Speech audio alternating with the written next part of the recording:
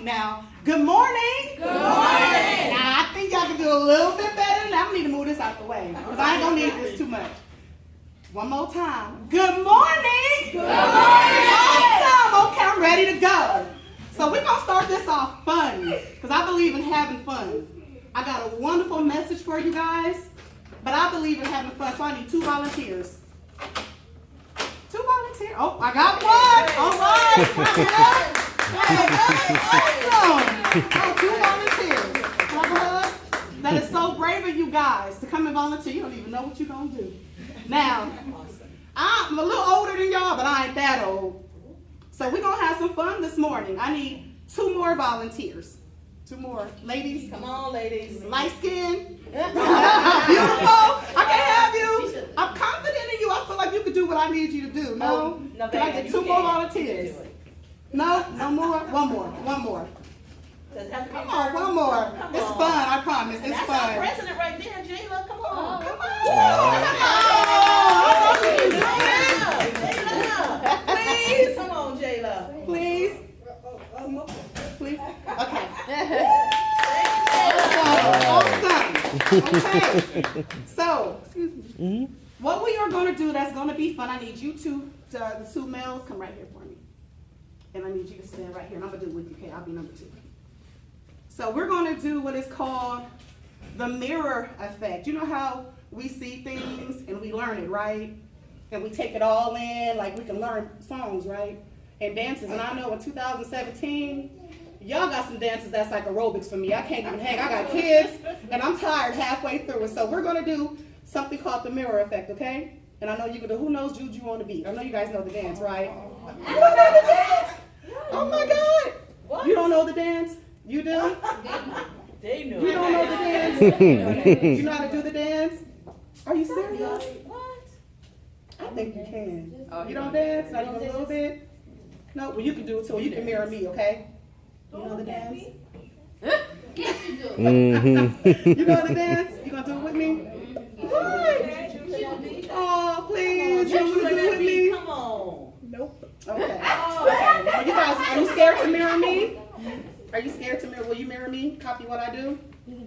You can do it? Okay, let's do it. You gonna do it? Okay, we're gonna do it, okay? You ready? All right, we're gonna do it. Oh no, we're just gonna do a few seconds of it. Okay? Cunningham, you're awesome. Okay, let me see if I can remember. Don't laugh if I don't remember all of it, okay? Uh-oh. All right, mirror me. All right, mirror me. Ready? Mirror me, man.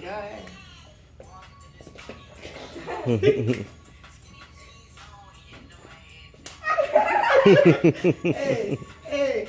Okay, you do a little better than me. You ready? Juju on that beat. Okay. You ready? Now let's slide. Slide, drop. Hit the foot, no stop. You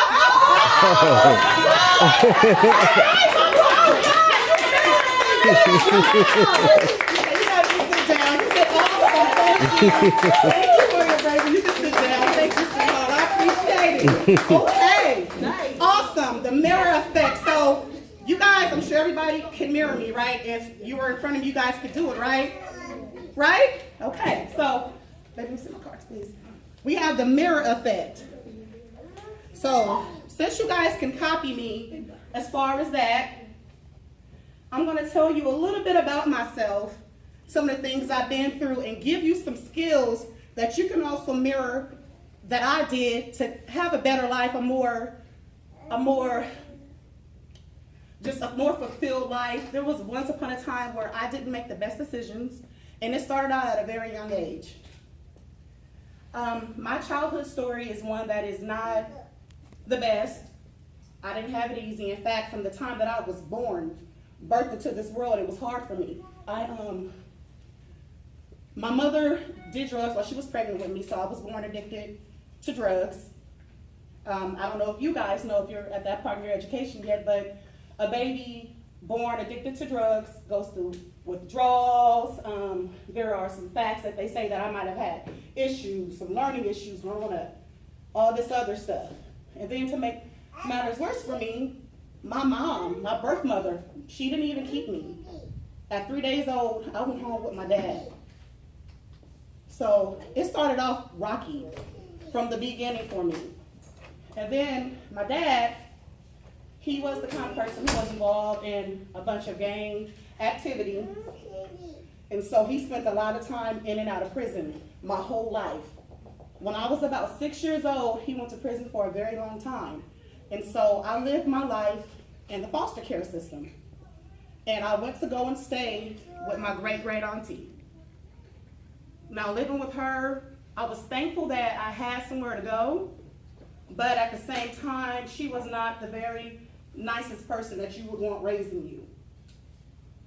In my home, there were a lot of people who were, including her, who were color struck, made me feel like because I was this skin tone that I was dark, I was ugly, I wasn't worthy. Then I've always been kind of a little bit on the little chubby side. It's okay, I'm fine. I've never had the little Coke bottle, I've always been a little chubby. And they made me feel bad about it. A few of my cousins I was raised with, they were really fair skinned, straight, pretty hair, they were mixed, just, the ones, the kind that you see in the music videos. And I remember growing up and looking at them like, well, why do I look like this? Why couldn't I, this is family, why couldn't I look like that? Why did I have to be dark, ugly, fat? These were the things that were told to me. And then to make matters worse, my great auntie seemed to not have the love that you would normally have as a mother. I'm a mother now. And I know normally a mother, they nurture, they take care, they love their children, right? Well, not ain't Mildred. No, she was mean to me.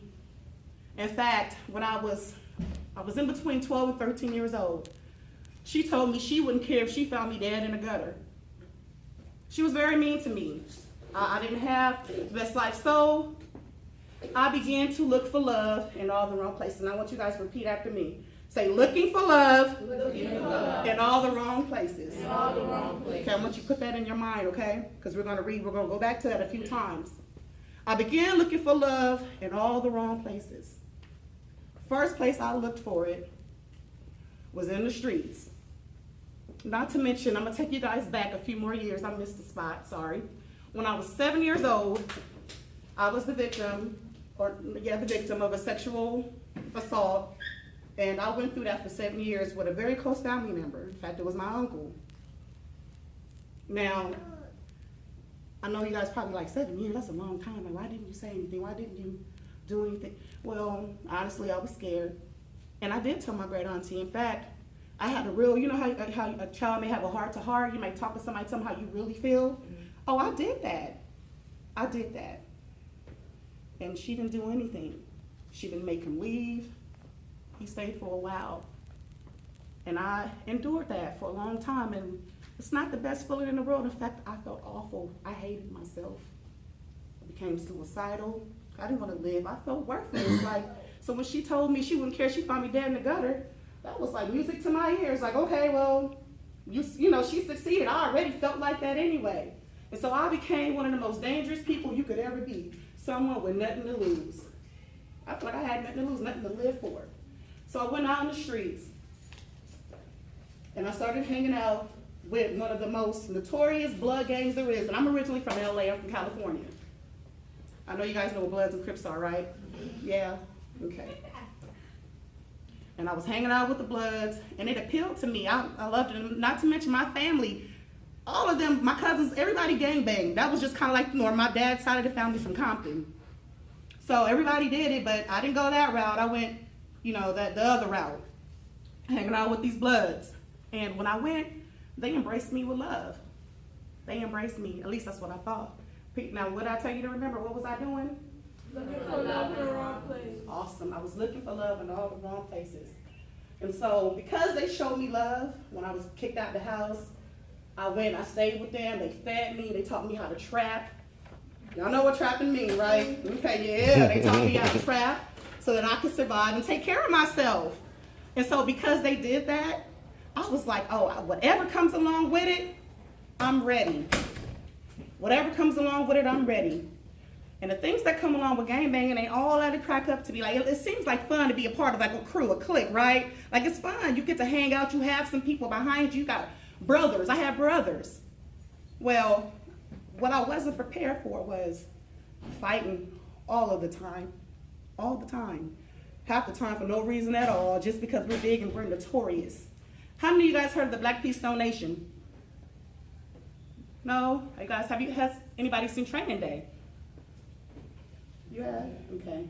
The jungles where Denzel would go, that's where I was from. Wow. The jungles, that's where I was from. One of the biggest blood gangs out there.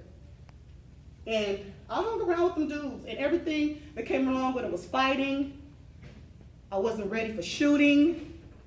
I definitely wasn't ready for killing, because I know that I had a tough hand in life deal, but I wasn't ready. I didn't want to be responsible for that type of stuff. I wasn't ready for it. There were only two things I probably thought I was ready for. And at the age of 13, I was drinking alcohol all the time, and I was smoking. At the age of 13, I would drink so often that I would get home and not even know how I got there. That's how drunk I would be. I wouldn't even know how I got home. And a lot of bad things could have happened to me being that intoxicated. But everything else that came along with gangbanging, I wasn't ready for it. I wasn't ready for it at all. That's not what I wanted to do. Shortly after that, what kind of guided me to leaving gangbanging was one day, we were leaving a funeral, and two of the guys that I hung out with decided that they just wanted to hop out of a car and take somebody's life. And to see something that graphic, to see something that horrific, really started to change my course. You would think that would have been enough for me, right? No. You see this scar on my chest? Anybody want to take a wild guess how I got that? Yes. And this is one of the many scars that I have. My back is covered in scars. In fact, I'm still working on myself to learn to be comfortable wearing like bathing suits and the wife beaters and stuff, because my back is really, really scarred up. Drinking and smoking weed all the time, you know what it got me? I went out one night with one of my friends, and somebody put an extra drug that I did not do inside of what I was smoking. I ended up going to the emergency room with toxic poisoning. Almost lost my life. Again. So everything that looked good wasn't all good. And I ended up in these bad situations because I was what? Okay, good. I'm glad to see you're still with me. Awesome. Looking for love in all the wrong places. So after I saw that man, excuse me, lose his life, I knew that was it. Like, I couldn't do that. I almost lost my life again, because had I been involved, convicted, all that, I would be in prison along with the rest of the boys and the guys that I grew up with. The people involved got life in prison. One of them was only 17 years old when he got life in prison. And I'm speed up a few years. Like about a year after that, I was already done. I was ready to leave it alone. But I'm going to tell you what the saving grace was for me. I'm going to tell you what I was able to do in spite of all that stuff that I was doing. Do you know I stayed in school? Do you know I'm the only one that graduated? I'm the only one that graduated high school, and not only did I graduate high school, I graduated early.